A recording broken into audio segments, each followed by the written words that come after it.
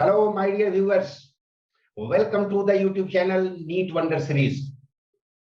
NEET Physics 34 year series के ray optics का part 5 topic है optical instruments and miscellaneous questions.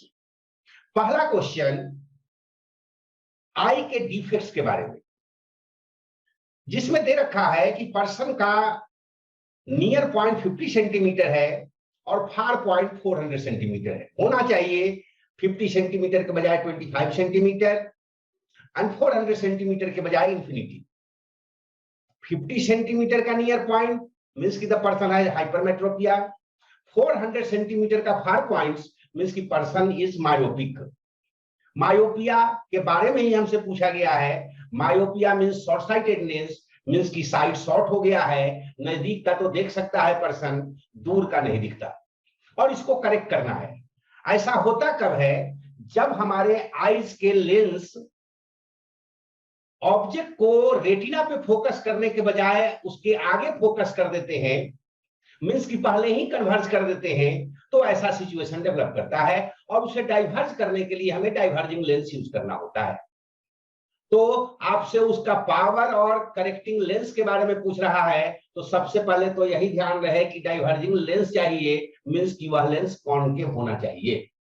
और concave lens के पावर नेगेटिव होते हैं क्योंकि उसका फोकल लेंथ नेगेटिव होता है। दो ऑप्शंस हैं बी और सी जो इससे सूट कर रहे हैं। हम लोग देखेंगे कि कैसे इस तरह के क्वेश्चंस को सॉल्व करेंगे। अगर 400 सेंटीमीटर से आगे का नहीं देख सकता पर्सन, मींस की लेंस ऐसा यूज करेंगे जो कि इंफिनिटी के ऑब्जेक्ट का इमेज बना दे 400 सेंटीमीटर, और फिर वह देख सकता है। और यही कॉन्सेप्ट हमने यूज किया। और क्योंकि इंफिनिटी के ऑब्जेक्ट्स हैं तो लाइट को हम पैरेलल आते हुए मानते हैं, और उस कंडीशन में कन्वर्ज करेगा, मींस की कॉन्केव है तो डाइवर्ज करेगा उसके फोकस से, और वह होगा -4 मीटर ही।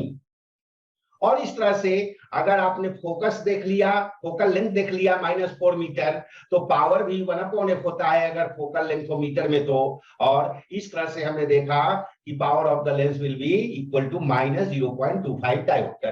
क्वेश्चन नंबर 2, यहां पर आपसे क्वेश्चन दे रखा है कि नॉर्मल आई है, कन्वर्जिंग पावर दे रखा है आपके इस कॉर्निया का 40 डायोप्टर, और least converging power of eye lens दे रखा है 20 डायोप्टर। ध्यान रहे, आई लेंस फाइनल एकोमोडेशन करता है, फाइनल कन्वर्जेंस करता है, और इसका पावर मिनिमम तब होता है जब फोकल लेंथ मैक्सिमम होता है नियरली 2.5 सेंटीमीटर, और वह तब होता है जब ऑब्जेक्ट होता है इंफिनिटी पे। मींस की लिस्ट कन्वर्जिंग पावर मींस की the object is at infinity, और वह है 20 डायोप्टर। और ओवरऑल जो दोनों पूरे आइज का पावर है वह दोनों के पावर का सम होता है। कुछ कन्वर्जन का काम करता है कॉर्निया, और फाइनल कन्वर्जन एकोमोडेशन करते हुए जरूरत के अनुसार वह करता है आई लेंस। और इसी चीज को हम जब देखेंगे कि total power of the I, this is 40 dioptre plus 20 dioptre means की 60 डायोप्टर, तो ओवरऑल जो फोकल लेंथ होगा 1/p मींस की 1/60 metre, and the answer will be 1.67 centimetre. यही है दोनों के बीच का distance retina and cornea eye lens का, क्योंकि इतने ही डिस्टेंस पर जब उसका फोकल लेंथ रहेगा तब जाकर के वह रेटिना पर कन्वर्ज करा सकेगा इमेज को, और फिर हम उसे देख पाएंगे। क्वेश्चन नंबर 3, यह भी ह्यूमन आई से रिलेटेड क्वेश्चन ही है। आई लेंस का डायमीटर दे रखा है 2 mm, और आपसे पूछ रहा है रिजोल्यूशन के बारे में, आइज के रिजोल्यूशन के बारे में, मींस की मिनिमम डिस्टेंस बिटवीन 2 पॉइंट्स, और वह कितनी दूरी पर है, 50 मीटर पे है आई से, और जो लाइट के वेवलेंथ आ रहे हैं वो 500 एंगस्ट्रॉम आ रहे हैं।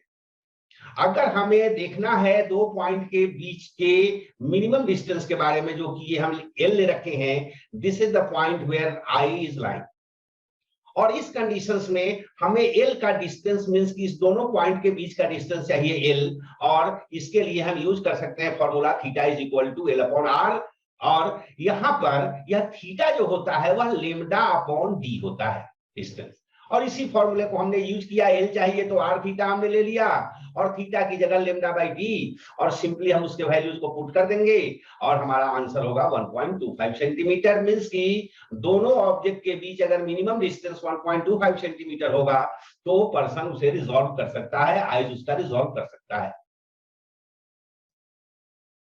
क्वेश्चन 4, यह रिजॉल्विंग पावर ऑफ माइक्रोस्कोप पर बेस्ड है और सिंपल सा क्वेश्चन है। Resolving power of microscope 1 upon lambda के प्रोपोर्शनल होता है। क्यों होता है? क्योंकि जो लिमिट ऑफ रिजोल्यूशन है डी जिसे कहते हैं माइक्रोस्कोप के लिए, वह होता है 1.22 lambda upon 2 mu sine theta. और इसी फॉर्मूले में आप देख सकते हैं कि अगर आपको डी चाहिए तो रिजॉल्विंग पावर चाहिए तो वह होगा 1 अपॉन डी, और 1 अपॉन डी मीन्स की resolving power will be proportional to 1 upon lambda. दोनों वेवलेंथ के लिए हमें चाहिए, अब चूंकि इनवर्स रिलेशन है लेमडा के साथ रिजॉल्विंग पावर का, तो आरपी 1 अपॉन आरपी 2 जब हम करेंगे तो wavelength of second divided by wavelength of first, और इस तरह से रेशियो आएगा हमारा 3:2 का। Answer is B. क्वेश्चन 5, यह क्वेश्चन आपको टेलीस्कोप माइक्रोस्कोप से रिलेटेड है। आपसे कहा जा रहा है कि ऑब्जेक्टिव का फोकल लेंथ अगर बड़ा कर दें तो मैग्नीफाइंग पावर पे किस पे फर्क पड़ेगा। दोनों का चेक कर लेते हैं हम लोग। माइक्रोस्कोप के मैग्नीफाइंग पावर का फॉर्मूला आपके सामने है, जहां देख सकते हैं कि ऑब्जेक्टिव के फोकल लेंथ के साथ इनवर्स रिलेशन लगता है, रेसिप्रोकल है इसके। और इस तरह से आपको अगर F0 को बड़ा करते हैं तो माइक्रोस्कोप का मैग्निफिकेशन कम हो जाएगा। और दे भी रखा है आपके डी ऑप्शन में कि माइक्रोस्कोप का डिक्रीज करेगा मैग्नीफाइंग पावर। अब जरा देखें क्या यह ऑप्शन टेलीस्कोप के लिए भी सही है। टेलीस्कोप के केस में यही मैग्निफिकेशन होता है F0 अपॉन Fe, मींस कि F0 के बढ़ने से M बढ़ेगा, मैग्निफिकेशन बढ़ेगा। तो F0 को कीजिए इंक्रीज, M इंक्रीज करेगा, और यही तो आपके टेलीस्कोप विल इंक्रीज, जो कि डी ऑप्शन है वहां दे रखा है कि magnifying power of telescope will increase, और ऑप्शन डी हमारा आंसर होगा। क्वेश्चन नंबर 6 नीट 2021 में पूछा गया है, मींस की लास्ट ईयर, और सिंपल सा क्वेश्चन है।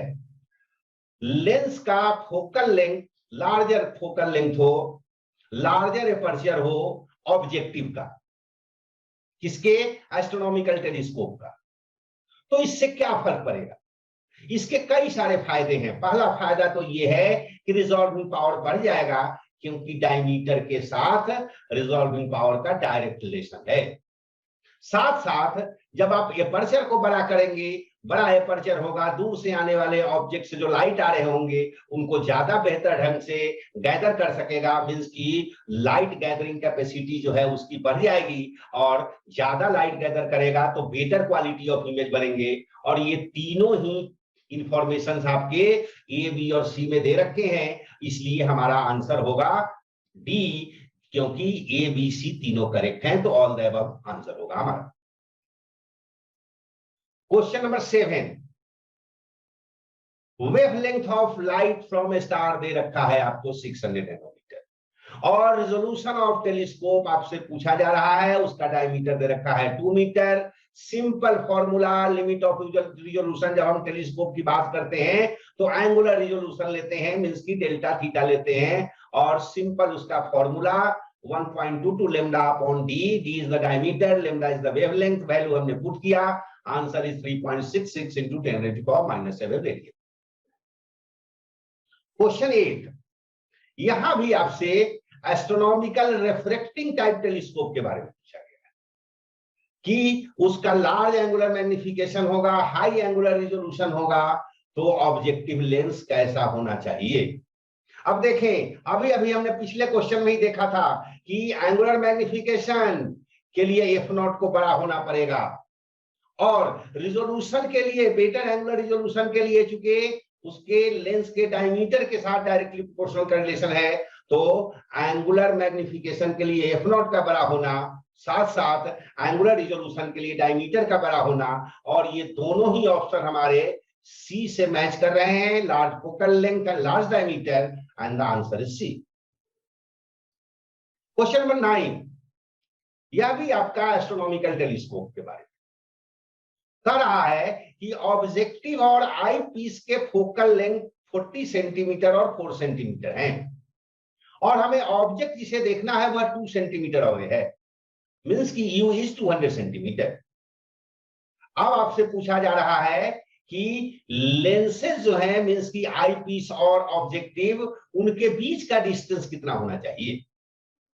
तो जब आप देखते होंगे रे डायग्राम टेलीस्कोप का, तो वहां ऑब्जेक्टिव और ऑब्जेक्टिव जो इमेज बनाता है वो उसे आई पीस फाइनल कन्वर्जन करके और फाइनल इमेज फॉर्म करता है। मींस की अगर हम इसे कंफर्टेबल आई से देखना चाहते हैं तो ऑब्जेक्टिव इमेज बना दे जहां पर वह पॉइंट आई पीस के अगर फोकस पे पड़े तो उसे इमेज बना देगा इंफिनिटी पर। और नेचुरली अगर आपने भी निकाल लिया ऑब्जेक्टिव का, उसके साथ अगर ऐड कर देंगे आप इसके आई पीस के फोकल लेंथ को, तो आपका आंसर मिल जाएगा।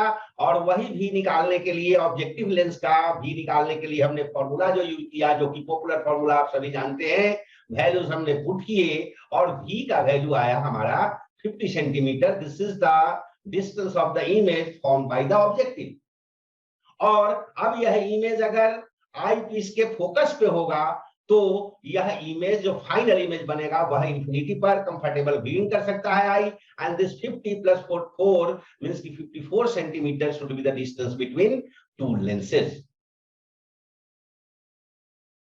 क्वेश्चन 10, यह क्वेश्चन बढ़िया सा है, इंटेलिजेंट क्वेश्चन, और थोड़ा सा इसको ध्यान से समझना पड़ेगा, फिर बहुत आसान। आपसे पहला पार्ट जो कह रहा है एस्ट्रोनॉमिकल टेलीस्कोप इन नॉर्मल एडजस्टमेंट। अब देखें, नॉर्मल एडजस्टमेंट जैसे ही कह दिया, इसमें दो इंफॉर्मेशन तो इंप्लिसिट ही हैं।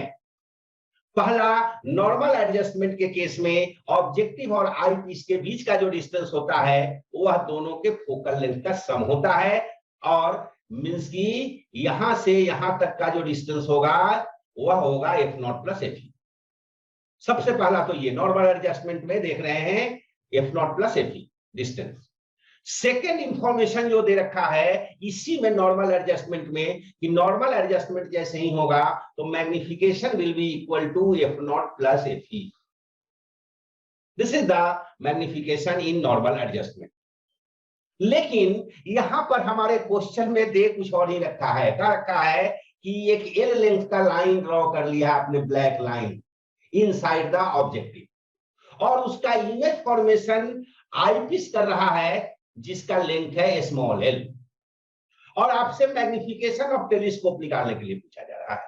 अब देखिए, हम जानते हैं मैग्निफिकेशन तो होता है F not upon F E, और F not upon F E, F not और एफ ई तो हमें दे ही नहीं रखा है। याद रहे, जब भी कभी क्वेश्चन हमें सॉल्व करने होते हैं तो जो इंफॉर्मेशन दिए गए रहते हैं उसी इंफॉर्मेशन के टर्म्स में हमें आंसर देने होते हैं। मींस कि हमें तो यह मैग्निफिकेशन एल और कैपिटल एल और स्मॉल एल के टर्म में फाइंड करना पड़ेगा। इसके लिए उपाय क्या है? हालांकि एफ नॉट एफ ई नहीं दे रखा है, बट उसको फाइंड करने का तरीका क्वेश्चन में ही दे रखा है। जैसे यह जो ऑब्जेक्ट है इनसाइड द ऑब्जेक्टिव, वह आई पीस के लिए ऑब्जेक्ट का काम करेगा, और ऑब्जेक्ट का डिस्टेंस आई पीस से यहां से एफ नॉट प्लस एफ ही है। और आप यह भी जानते हैं कि एस्ट्रोनॉमिकल टेलीस्कोप में एफ नॉट बहुत बड़ा होता है एफ के कंपैरिजन में। मींस की यह जो ऑब्जेक्ट है एफ नॉट के अंदर, वहां पर डिस्टेंस जो होगा ऑब्जेक्ट का यू, वह एफ ही के डबल से तो ज्यादा होगा ही।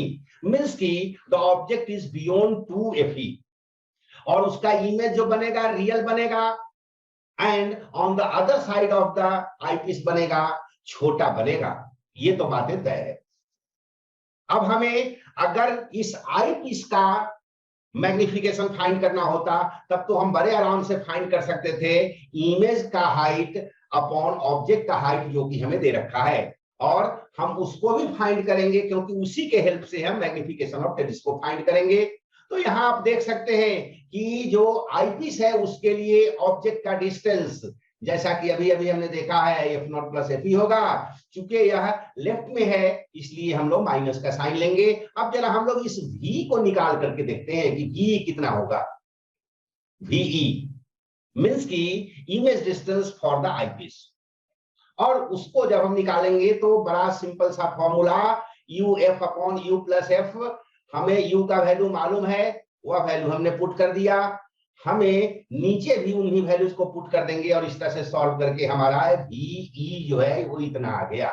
बस ये निकाले, और एक छोटी सी बात आपको, मैग्निफिकेशन ऑफ आईपीस जो कि I अपॉन वो होगा minus small l upon capital L होगा। माइनस l इसलिए क्योंकि रियल इमेज है, इन्वर्टेड बनेगा, तो minus l upon capital L, और आप यह भी जानते हैं कि यही मैग्निफिकेशन V अपॉन U ही होता है। और इस तरह से आप जब इनके वैल्यूज को पुट करेंगे VE के जगह पे यह जो वैल्यू हमने फाइंड किया है, और अपॉन में U के जगह पे माइनस F0 प्लस FE, तो उस कंडीशंस में यह वाला F0 प्लस FE का पार्ट जो है वो तो हो जाएगा कैंसिल, और बचेगा आपके पास, यहां पर तो माइनस का साइन था, यहां पर शिफ्ट करेंगे हम लोग माइनस का साइन, जो U का माइनस साइन है उसको हमने शिफ्ट कर लिया है ऊपर, बच गया था एक FE और साथ में F0, क्योंकि UE के जगह पर तो जो वैल्यू हमने पुट किया वह इसको कर दिया कैंसिल, और यही आपका रिलेशन इसके बीच minus small l upon capital L और माइनस FE अपॉन F0 के बीच का रिलेशन को यूज करना है, और F0 अपॉन FE का वैल्यू आ गया आपका capital L upon small l, और इस तरह से यही F0 अपॉन FE को हमें फाइंड करना था, और हमारा वैल्यू आ गया capital L upon small l, so the option is B. Question number 11, बहुत ही सिंपल क्वेश्चन, मैग्नीफाइंग पावर दे रखा है 9, जब इसे एडजस्ट करते हैं पैरेलल रेज के लिए, मींस की इंफिनिटी पर ऑब्जेक्ट है, the distance between the objective and eye piece is 20 centimetre, this 20 centimetre is the sum of focal length of objective and eye piece, और इस तरह से आपसे focal length of the lenses पूछ रहा है। आपने यह भी देखा कि पैरेलल रेज के लिए m का वैल्यू F0 अपॉन FE जो कि 9 है, तो F0 विल बी 9 FE, और यहाँ F0 की जगह अगर 9 FE हम रख देंगे, नतीजा 10 FE is equal to 20 centimetre, means की FE is equal to 2 centimetre, और बचा जो है F0 वह हो जाएगा 18 सेंटीमीटर, और दोनों ही ऑप्शन मैच कर रहे हैं C से, so the answer is C। Question number 12, यहां पर भी बिल्कुल पिछले क्वेश्चन जैसा ही, L का वैल्यू दे रखा है, M का वैल्यू दे रखा है, दोनों वैल्यूज को यूज करेंगे, और F0 आ जाएगा 40 सेंटीमीटर, FE 4 सेंटीमीटर। हमसे तो पूछा जा रहा है focal length of objective, means की answer will be D। Question 13, बहुत ही सिंपल फॉर्मूले वाला क्वेश्चन, एंगुलर रिजोल्यूशन पूछ रहा है, मींस की डेल्टा थीटा पूछ रहा है आपसे, 10 सेंटीमीटर डायमीटर है टेलीस्कोप का, वेवलेंथ दे रखा है 5000 एंगस्ट्रॉम, और जब इनके वैल्यूज हम इस फॉर्मूले में पुट करेंगे तो नियरली 10 टू द पावर 6 का आपसे एक्चुअली ऑर्डर पूछ रहा है, जो कि मैच कर रहा है आपके ऑप्शन डी से, और आंसर होगा डी। क्वेश्चन 14, टेलीस्कोप का ही क्वेश्चन, फिर से ऑब्जेक्टिव का डायमीटर दे रखा है 10 सेंटीमीटर, और ऑब्जेक्ट का डिस्टेंस दे रखा है 1 किलोमीटर। आपसे पूछ रहा है कि minimum distance between the two objects, जैसा पहले भी हमने केस देखे थे, जिसको रिजॉल्व कर सकता हो टेलीस्कोप, और जो लाइट का वेवलेंथ है वह 5000 एंगस्ट्रॉम है। यहां पर सबसे पहले तो हमने थीटा निकाल लिया, और थीटा निकाल करके जैसे पहले क्वेश्चन में हमने किए थे, थीटा निकाल करके हमें एल चाहिए, तो वैल्यूज वहां पर थीटा का और आर का दोनों दे रखा है, मींस की the answer is nearly 5 mm, जो कि मैच कर रहा है आपके ऑप्शन सी से। क्वेश्चन 15, बड़ा ही सिंपल कॉन्सेप्ट का क्वेश्चन है, प्लस माइनस 15 सेंटीमीटर और plus minus 150 centimetre focal length दे रखे हैं, और आपसे पूछ रहा है कि लार्जेस्ट मैग्निफिकेशन, उसके लिए हमें टेलीस्कोप के मामले में फोकल लेंथ ऑफ आईपीस क्या होगा। अब आप जानते होंगे कि हम लोग ऑब्जेक्टिव भी और आईपीस भी दोनों ही यूज करते हैं कन्वर्जिंग लेंस, मींस की कॉन्वेक्स लेंस को, और कॉन्वेक्स लेंस का फोकल लेंथ पॉजिटिव होता है तो या तो आपका +15 या +150 हो सकता है।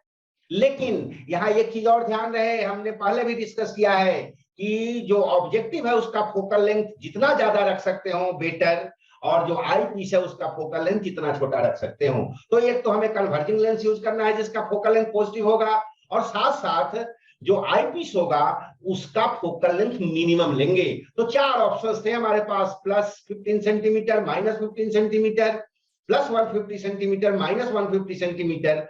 अब अगर इसमें आपसे आई पीस का पूछा जाएगा तो +15 सेंटीमीटर होगा, यही अगर आपसे ऑब्जेक्टिव का पूछा जाता तो वह +150 सेंटीमीटर होता। बट यहां इस केस में हमारा आंसर होगा ए। क्वेश्चन नंबर 16, आप ये क्वेश्चन मिसलेनियस का पार्ट है। कह रहा है कि reddish appearance of the sun at sunrise and sunset is due to. अब देखें, जब सनलाइट हमारे पास तक पहुंचता है तो at the time of sunrise and sunset it has to travel very longer distance, और उस कंडीशन में जो आपने रेलेस लॉ ऑफ स्कैटरिंग पर रखा है कि स्कैटरिंग इज प्रोपोर्शनल टू 1/λ⁴, तो जिसके वेवलेंथ ज्यादा होंगे उसकी स्कैटरिंग कम होगी, मींस कि red light will be scattered the least, और जो सबसे कम स्कैटर्ड होगा वो यहां तक पहुंच सकता है।